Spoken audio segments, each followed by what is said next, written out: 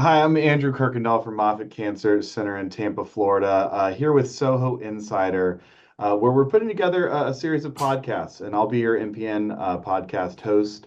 And for our kickoff podcast, we have with us Gabby Hobbs. Gabby, you can go ahead and introduce yourself. Hi, Andrew. Thanks so much. I'm excited to be part of this podcast. I'm Gabby Hobbs, and I practice at Mass General Hospital in Boston, where I take care of patients with MPNs. Awesome, awesome. So we'll have a series of different topics within this podcast, but I think the overarching theme with this specific one will be talking about how we kind of define and target different goals of therapy in myelofibrosis, and kind of a topic that I think is interesting as we think about, well, one, how do we kind of get on the same page with and have shared decisions with our patients? How do we design clinical trials, right? How do we kind of make it so that the drugs that we're developing for this tackle important kind of clinical questions that are relevant to patients as well as relevant to the disease? And I was when I was thinking about this topic, I was kind of thinking about how people tackle these goals of therapy in different diseases. Because I think when we think about oncology, we're often talking about cures and response rates and getting rid of the disease, but I don't think that's necessarily a ubiquitous goal across medicine. We think about blood pressure. You're trying to control blood pressure to reduce the risk of cardiovascular events. For Hodgkin's disease, certainly that's something that we're aiming for cure in a broad number of patients. But for autoimmune diseases like lupus, you're really targeting kind of, retaining or improving kidney function because we know that's associated with better overall survival. So I think the point being is that, we often think in oncology, you're either going after a cure or you're focused on like palliation. And I don't know if I think there's certainly a middle ground there. And I think there's a lot of nuance there. So I guess with that lead in, Gabby, how do you define kind of your treatment goals in patients with myelofibrosis? Myelofibrosis is such a unique malignancy in that all of the drugs that have been approved really have not had survival as an endpoint, with ruxolitinib really setting the standard for our drug approvals. And so that really, I think, frames a lot of how we talk to our patients about our treatment. Even though we know that with some of the JAK inhibitors like ruxolitinib, there's a survival advantage, the bulk of the conversation really that you're having with patients when you're starting them on treatment is about improving their symptoms and their quality of life with these medications. And so I think that that's sort of one aspect of talking to patients about therapy. And another tool that's helpful is, you use whatever risk stratification system you want to utilize, and then that kind of helps to orient the conversation about goals, where you say, listen, I'm looking at your lab values, your mutations, et cetera, and I think that we should try to get to transplant, and then you decide, is that patient a transplant candidate? And so really for those patients, it's more traditional in that you're trying to get them to cure with a curative therapy. But as you know, most of the patients are not going to be transplant candidates. And so then you really have to have a discussion about there's what we would want to accomplish and what we can accomplish. And I think you need to be really honest with patients about that from the beginning so they understand that the treatments that they're getting are not curative, but that doesn't mean that they're not meaningful, because they can extend their life potentially and improve the quality of life as well. I think it's important, right? So you were kind of thinking about this on a patient by patient basis. In some patients, your goal is cure, right? And others, maybe it's defining something else that allows them to live a better life, right? Whether it's spleen or symptoms. I think, we're starting to understand that maybe targeting anemia, something that I would say largely we've punted in the past, right? We often were like, no, no, no, we still can respond in terms of spleen and symptoms, despite the fact that patients may get more anemic. I think now we're starting to understand that really might be the kind of third kind of goal of treatment outside of cure in terms of spleen symptoms, and we need to at least consider the anemia, maybe improve it, even though I think that's still an area where we can get better at. And I think It that seems, yeah, go as our ahead. therapies get better, then we're able to offer more goals of therapy for our patients, Right, right? I think when we just had ruxolitinib, like you said, we've punted the anemia before because we didn't have anything else to say. So we'd say, well, here right, we right, have this right. drug, and I know I'm going to make you worse in some ways, but I also, so you kind of you kind of balance it. So as therapies have gotten better, I think we can offer more to our patients. And one thing that I wanted to add was also that for many patients, like you said, they're going to live with this disease for a long time. And so balancing also the, telling patients that they may not be able to get cured of this disease, but that for the long time that they could potentially live with this disease, you're going to help them, optimize their quality of life is important Yeah. too. Yeah, it's a great point. And the anemia part is fascinating to me because I think we did kind of punt it because we didn't have therapies that could help it. But I think it's also because we punted it so early, it also impaired the development of newer therapies where I mean, you look at something like Simplify One with momelotinib versus ruxolitinib, and it was designed as a non-inferiority study. And we could certainly get into the design of that study, and Right. there were some flaws there, but it clearly showed benefits in terms of anemia, but that wasn't really looked at because we're like, no, that's not important. Like, right, like that, we're not focused on that. We're focused on non-inferiority of spleen and symptoms. But in reality, like we probably should have factored that in, right? Because it was meaningful then, and then it took another 5, 6 years to get the approval of the drug, really based on the fact that what we saw initially. It was like, oh yeah, actually that was important. Now we have to figure out how to like develop this drug to show what we already know. And I think sometimes you certainly don't want to be delaying things because you're not thinking proactively. And so, with that in mind, I think it behooves us to try to think about how to kind of define better endpoints as we move forward. You mentioned that, and I think you kind of touched on this, that cure is still an option for patients. You don't want to forget that because there are patients where allogeneic stem cell transplant can offer a curative therapy. Certainly, those patients need to be fit and eligible to go under transplant. They need to have higher risk disease that warrants it. But beyond that small number of patients that will go towards transplant, we can't forget the fact that this is a disease they're going to live with for a long time. And I think that I think us in the community, right, we've talked a lot. We almost joke about it sometimes. We talk about, disease modification, and we need to go after disease modification. And I completely agree with that. I think it's an aspirational goal. It's clearly something that we've had a challenge in actually. I don't know if a challenge in accomplishing, but it's certainly a challenge in demonstrating and showing that we're doing that. I mean, you could argue that things that shrink the spleen and improve disease-related symptoms for a long period of time, that modifies the disease on a patient level. But I think we're talking about kind of getting rid of the mutations that drive the disease, normalizing what the bone marrow looks like. That hasn't really been demonstrated pretty clearly with any of the agents that we've either have approved or that are in development. We also have to kind of look at this. We always talk about myelofibrosis as an inflammatory disease, right? A disease of inflammation. It's certainly a chronic leukemia. And we think about endpoints from the chronic leukemia side, but what about endpoints in inflammatory disease? I mean, I think that with endpoints in inflammatory disease, you're often talking about kind of ability to kind of reduce organ dysfunction, minimize kind of exacerbations or worsening of function. And I think, I don't think we should take our eyes off that ball, right? Because in the vast majority of our patients, as you mentioned, they're going to be living with this disease for 5, 10, 15 years.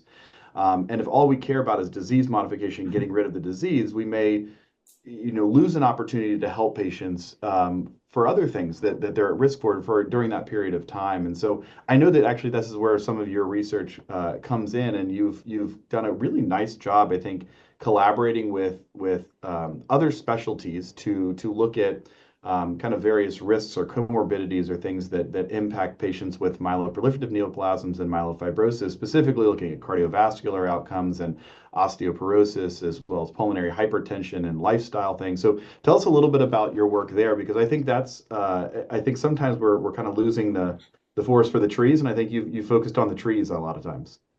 Thanks. So yeah, no, I mean, obviously the goal as an MPN doctor is to be able to offer cure to your patients and to, prolong their survival. But like you said, many of these patients, and not just the myelofibrosis patients, but, patients with MPNs in general are going to live with these conditions for a long time. And we know from other heme malignancies as well, and that these are diseases of inflammation, and inflammation can impact, every part of our body. And I think there hasn't been enough research done to look at how to manage other comorbidities that our patients live with. And so I think the first place to start is to remind patients that you're not their primary care doctor. Although, if you're able to do both, then more power to you. I know I certainly cannot.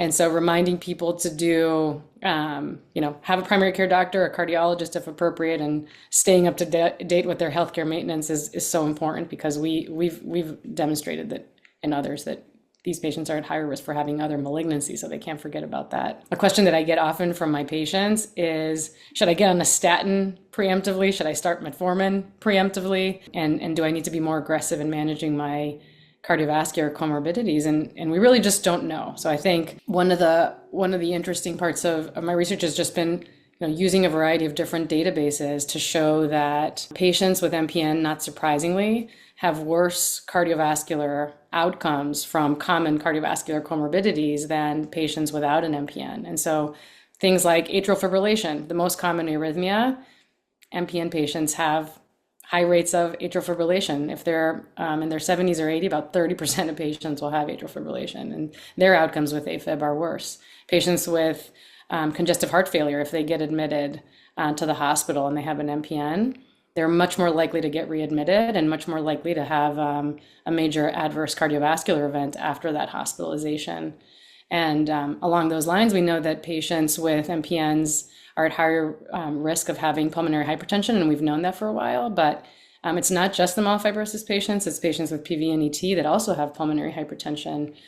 And what I find really interesting about that observation is that patients with pulmonary hypertension that don't have common, other cardiovascular comorbidities, that just have like idiopathic pulmonary hypertension, or that like class 5 pulmonary hypertension without a clear etiology, don't just have worse outcomes because they have, pulmonary hypertension, but they have higher rates of progression from their chronic MPN, like ET and PV, to myelofibrosis and to leukemia, and having a shorter survival. And so there's so much that we, I think, need to learn about how our MPN patients are impacted by these other medical conditions. And it kind of goes both ways. Should we start screening our patients earlier? And if you find that they have pulmonary hypertension, do you treat their MPN more aggressively, or do you treat their cardiovascular disease more aggressively? And I think so there's really a lot to investigate there, but it's difficult to do without, big collaborations and big databases, because, many of these outcomes take a long time to develop. I think it's the tip of the iceberg. I think when we're thinking about early intervention, we're often, we kind of sit in our silos and think about early intervention from the malignant side of things, but early intervention probably can apply to how do we protect these patients from kind of non-hematologic adverse events that come with the disease. So how do we protect them from developing that pulmonary hypertension? How do we protect them, maximize their cardiovascular health and things of that nature? And so I think it's really important. I think this is the start of that. And I think, it further, you mentioned you can't be the primary care doctor and the hematologist. I think it's too hard.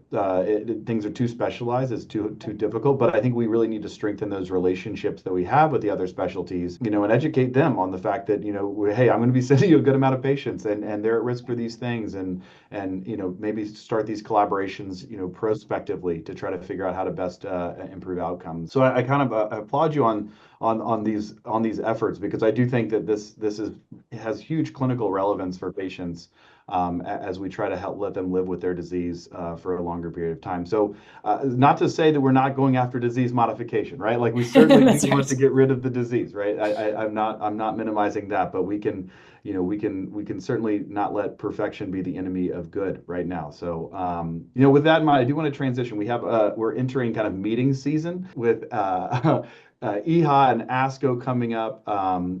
Clearly two big meetings, I think, certainly in the US and in Chicago for ASCO, and then heading over to Milan for EHA. But anything exciting on your radar as these meetings come into play? Or I know we always certainly have expectations for different data sets coming out, and anything in your mind that you're looking at. So, I think in the heme malignancies world, we usually look at ASCO and are always, wish we would see more presented there. But I have to say that this year, I'm really looking forward to a lot of presentations at ASCO, and was happy to see a lot of MPN-specific presentations, including your presentation, Andrew, which is obviously going to be very exciting to hear you talk about rusfertide and the plenary for ASCO. I don't know that polycythemia vera has been highlighted in a plenary session at ASCO before, so congratulations. And along those lines, we also have potentially data presented on essential thrombocythemia utilizing ropeg interferon by Dr. Mesa. And,